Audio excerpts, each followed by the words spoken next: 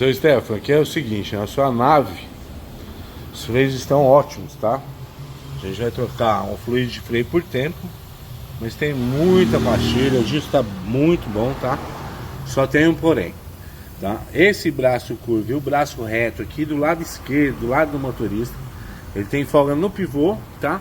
E as buchas estão rangendo, é por isso que o senhor escuta o rangido aí e depois para, depois que aquece, tá? Então o que precisa mesmo é trocar fluido de freio e fazer esses dois braços. A gente, nós aqui retificamos ele, né? Colocamos uma bucha mais durável e mais maleável, tá? Não fica duro, não fica rígido, não volta a vibrar. Não está caindo, tá? É uma pequena folga só desse lado.